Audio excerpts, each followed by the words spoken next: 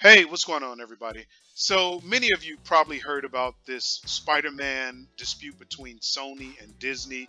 Apparently, Spider Man has been controlled by Sony since 1999, but you probably noticed that Spider Man was actually in Avengers Endgame, which is a movie owned by Disney or Marvel. And apparently, there's been some negotiations or contracting negotiations that have pretty much went sour between Sony and Disney or Marvel. And to me, I can't really understand what the issue could be. I can only imagine. So, in my mind, there's three possible solutions to any problems that they're basically having. Now, with that said, I don't know who has the most to lose by not making a deal. To me, it seems like Sony could go its own way and not really lose any sleep over it because they basically have Spider Man and they have Venom. And I think by now people are dying to see a Spider Man Venom franchise. And that content alone could probably keep Sony busy for the next 4 to 5 years. Whereas Marvel, on the other hand, it doesn't really seem like they're going to lose much by losing this deal because they have plenty of other superheroes to work with.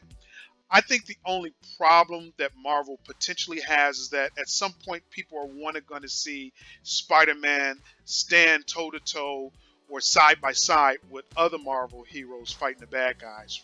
So I think if anyone has much to lose or a lot to lose, it's probably going to be Marvel. I think Sony is pretty much going to be good to go. I've liked all of Sony's Spider-Man movies. I even like Fantastic Four, which is a movie a lot of people didn't like. But at any rate, let's look at three simple possible solutions that they can take to resolve this dispute over Spider-Man. Now, before we go too far, we should at least go over some basic definitions. We're not going to read the entire Black's Law Dictionary, but we're just going to do a few definitions to kind of put things into perspective. One of such definitions is intellectual property. And basically, what is intellectual property? We know Spider Man is the intellectual property of, I believe, Sony, or maybe Sony's actually borrowing it or they're leasing it or something of that nature. But at any rate, Spider Man is someone's intellectual property. And basically, intellectual property is a category of intangible rights protecting commercially valuable products of the human intellect.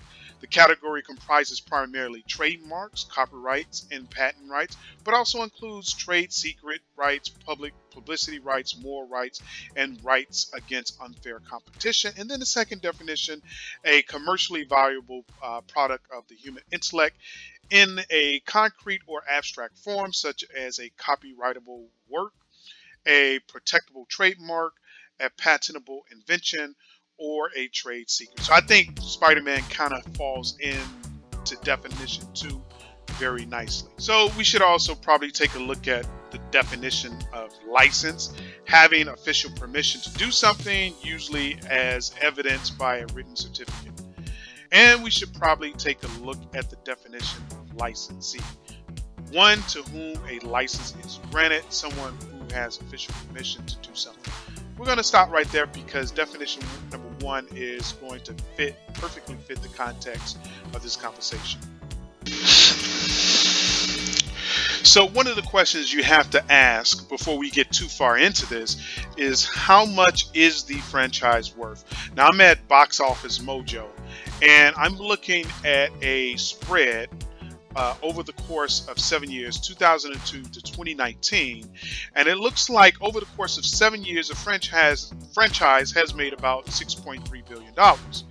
So to me, I round that up to, or round it down to like maybe $800,000 to $700,000 a year that this franchise has made, right? If you want to take an average. Or you could look at it as this movie has this franchise, right? Or the Spider-Man, the intellectual property known as Spider-Man, has the potential to make just under $1 billion a year. So the only thing that I don't have in front of me, and I haven't really, don't think it's worth the time to go and pull up all those numbers, is how much it's cost to make each of these movies. I did look at Spider-Man Far From Home, which basically grossed 1.1 billion. I know that movie actually took 125 million to make. So That's actually a really nice profit margin. For the rest of them, I'm not really sure. But for the most part, I don't think it's worth time trying to figure it all out. So basically, we have the latest movie was actually Far From Home, which was 1.1 billion, and then Into the Spider-Verse, I think, came out right before that one, and there was really just a cartoon, which was only worth 375 million, which actually made, I'm sorry, 375 million. But before Into the Spider-Verse and Spider-Man Far From Home, Spider-Man 3 was probably the most recent movie if you exclude those other two, and that made about 890 billion. So it looks like the franchise could be making, I'm sorry, actually Homecoming was probably came Homecoming came before Spider-Man 3. So anyway, and that one made 880 million. So you're looking at roughly anywhere from 700 million to 890 million a year that this franchise or Spider-Man could potentially make.